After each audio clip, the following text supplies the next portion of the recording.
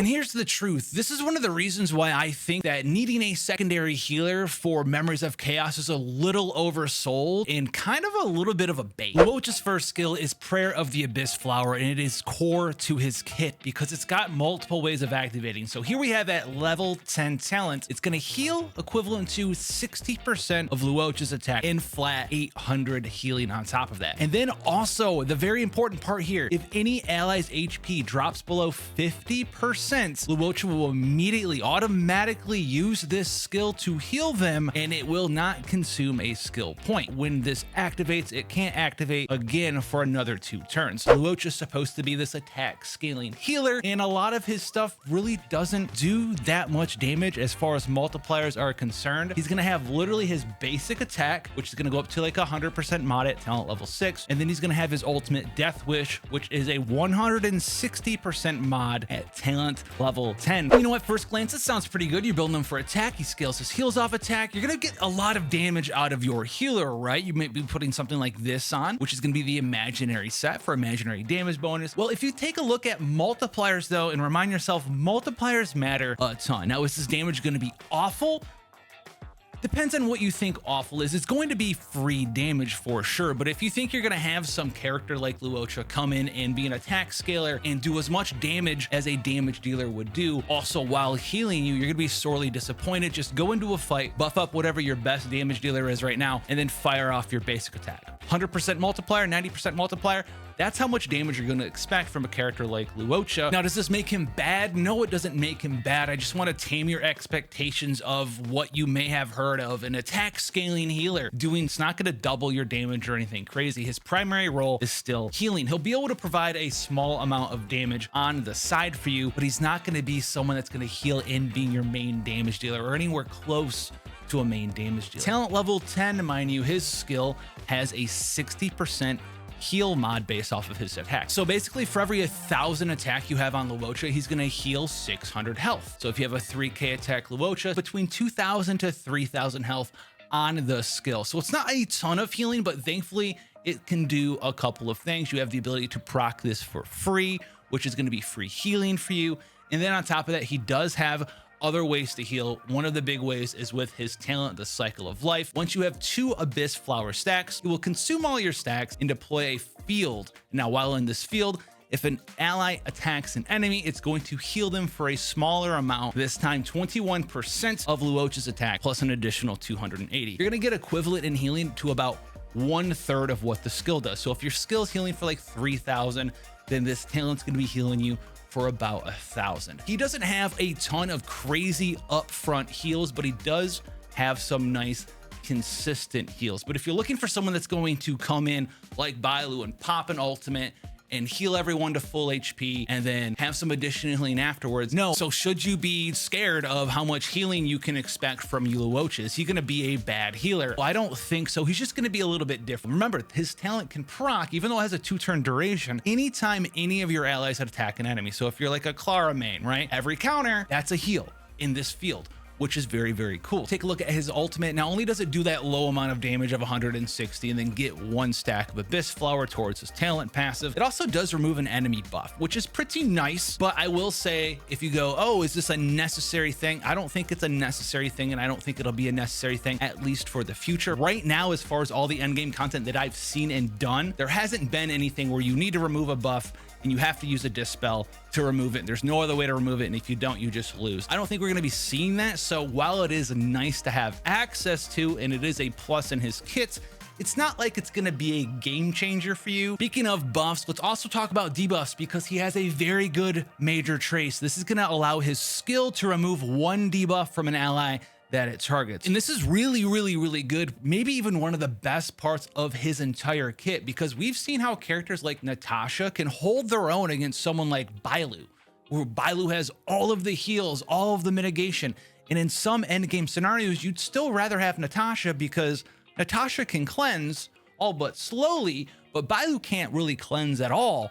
And so we're gonna have access to Luocha, and if you really get into a fight where you need to spam cleanses, you're going to have the ability to use his skill and also get the free activation of his skill every 2 turns for yet another cleanse to keep your party really healthy. And if you want to have access to even more resistance to debuffs, well, let me tell you what, his second major trace gives him a resistance to crowd control debuffs by an additional 70%. So we've seen something like this already on a character like Clara, who has a major trace sort of like this, which is 35%.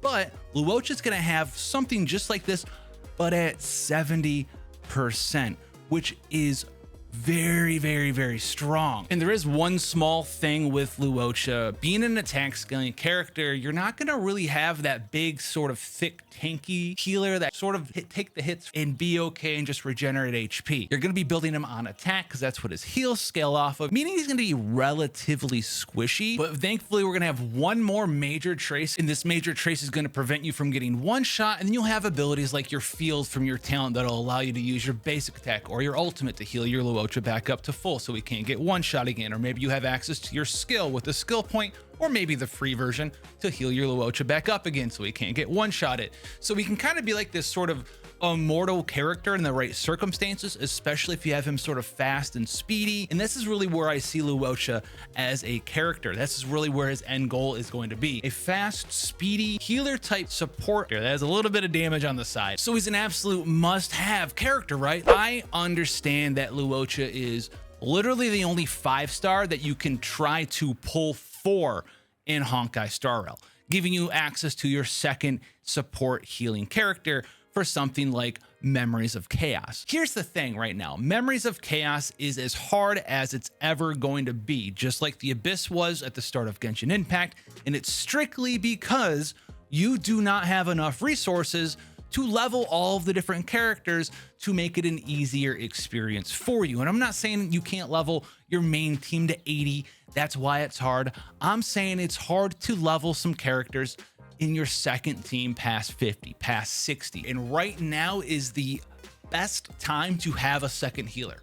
It truly is, which makes him a very lucrative pull for a lot of players because he's really good right now.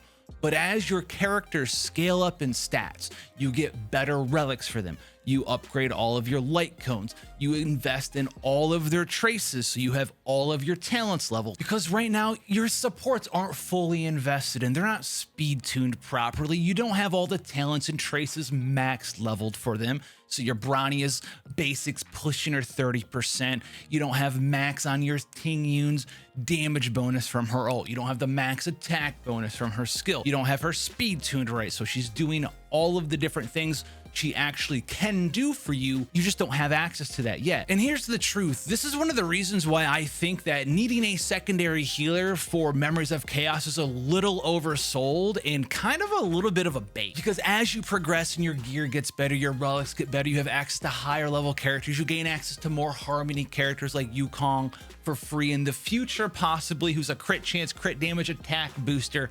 And you can put real teams together instead of just the traditional, I'll bring one healer, I'll bring one tank, and I'll bring a damage dealer or 2 damage dealers that are minorly invested in, and you're struggle bussing it. Trust me, I understand. But once you can start doing that, you'll be able to put teams together like you've seen probably in the background below that is able to beat phase 6, phase 5 of these different floors of Memory of Chaos in literally 1 or 2 cycles. You don't need a healer. And yeah, do these characters have some investment in them? For sure. But I'm already doing 5 and 6 with this team carrying me. Everyone else is level 50, level 40. And here's the thing, these characters aren't maxed out yet. I still have room to grow with these characters. And I understand not everyone has Brania and Ting Yun and Asta.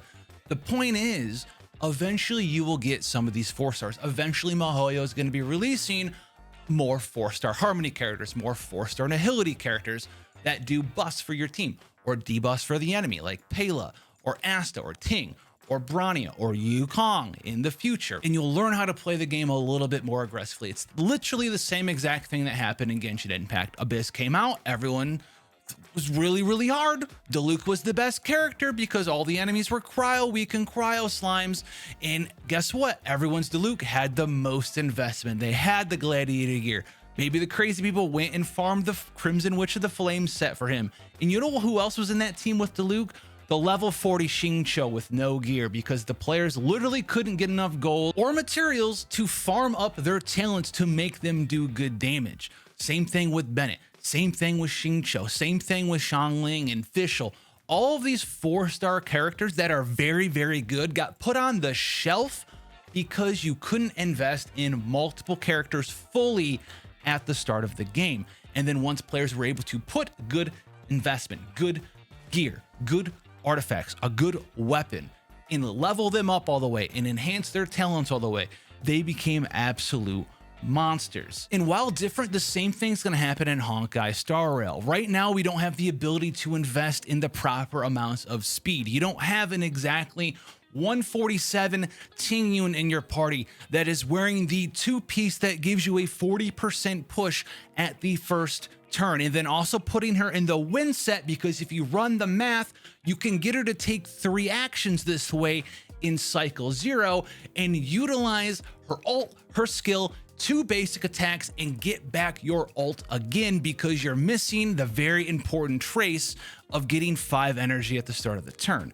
If you don't know what I'm talking about, that's because that is the math behind how some of these characters can be actually broken, to allowing these harmony characters like Tingyun to become super skill positive while doing their same role at the same time. You can drop all of your buffs, you can take all of the turns and generate skill points for your team, which allows your DPS to just absolutely bomb enemies and defeat things in the first second.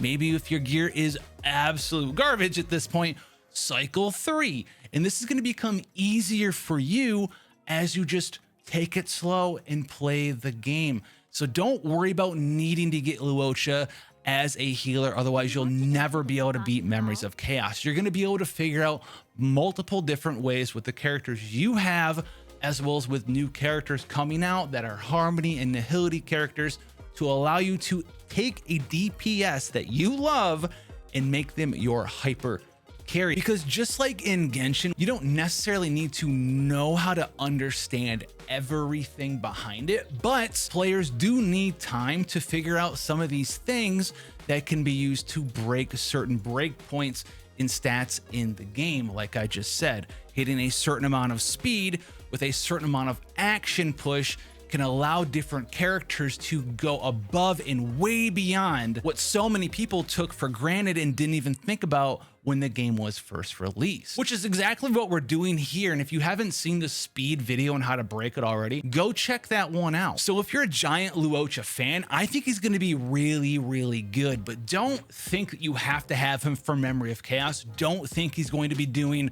the same amount of damage that your damage dealer is doing. He just doesn't have the skills and the multipliers to facilitate an exact game plan like that. He's going to be able to help you do a little damage, but he's going to be very skill point efficient with the right build, with the right speed. He's going to keep your teammates cleansed of all debuffs, and he's going to be a very, very good and quick healer in a lot of different ways. So I'm looking forward to 1.1. Hopefully I'll see you there, and until then, take care.